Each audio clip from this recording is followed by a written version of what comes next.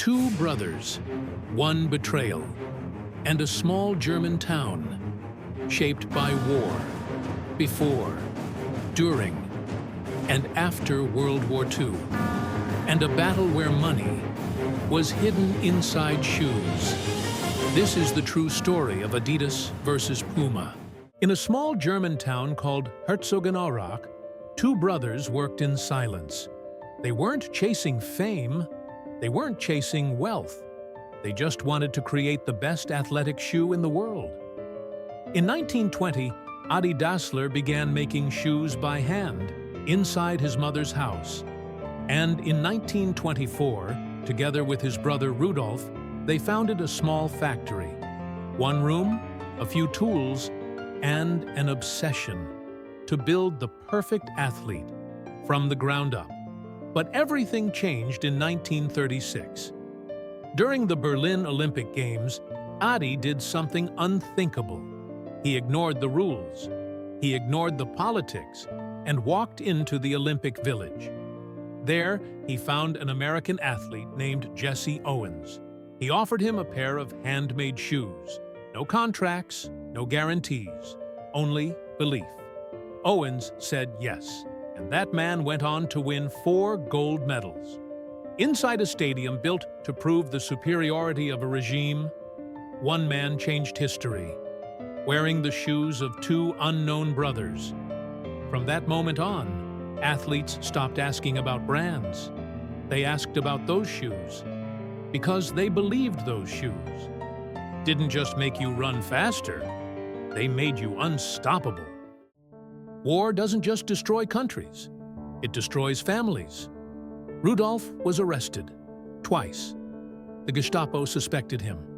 They interrogated him, they accused him, they broke him. He wasn't labeled a criminal. He was accused of something worse, disloyalty. Nothing was ever proven, but something broke forever. Rudolf became convinced of one thing: someone close to him had betrayed him, and in his mind, there was only one name: his own brother. There were no proofs, no confessions, but the doubt was enough to destroy everything. No one knows exactly what happened between the Dassler brothers. There were no letters, no recordings, no official version, only theories. Some say everything changed one night: a bombing, an air raid shelter, sirens in the air, families together, and a sentence that some claim Adi said: "The bastards are back." No one ever knew if he was talking about the planes or about his own brother.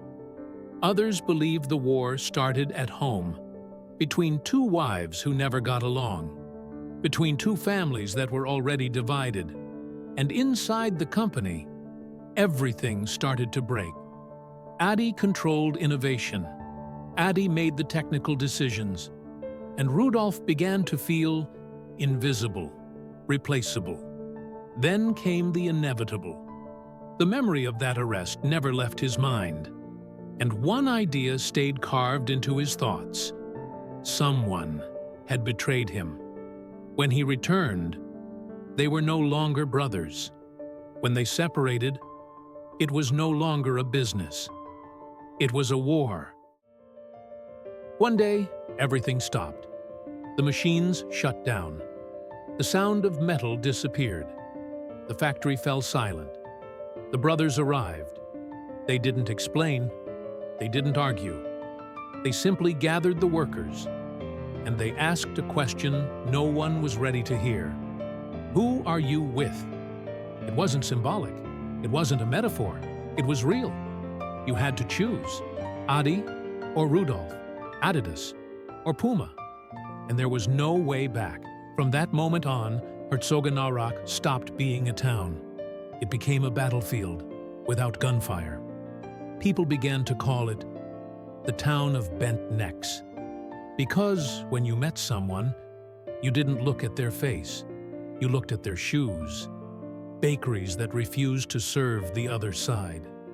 Bars with doors that never opened.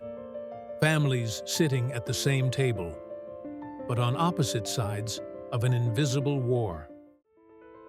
The world didn't see a war, but there it was lived every single day. There were no headlines, only silence, rumors, employees changing sides, long stares, and then something happened that changed everything. 1954. Germany won the World Cup.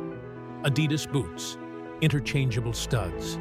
It wasn't just a sporting victory, it was a silent humiliation. And from that day on, it was no longer a rivalry. It was an obsession. The war stopped being silent. It became impossible to hide. In 1970, during the Mexico World Cup final, Pelé stopped the match. He bent down and tied his boots, Puma boots. Millions saw it. It wasn't an innocent gesture. It was a declaration of war. Adidas responded, with names like Franz Beckenbauer, with influence, with strategy. But the darkest part wasn't in front of the cameras. Agents waiting in hotels, dressing room doors closing, envelopes, money, bills hidden inside boots. And then, the war changed its shape. Adi was the first to understand it.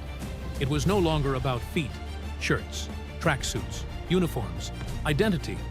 While one built the future, the other chased it, trying to catch up, always late. And there is nothing more painful than arriving late to a war you helped create. The feud ended, but what it started still lives.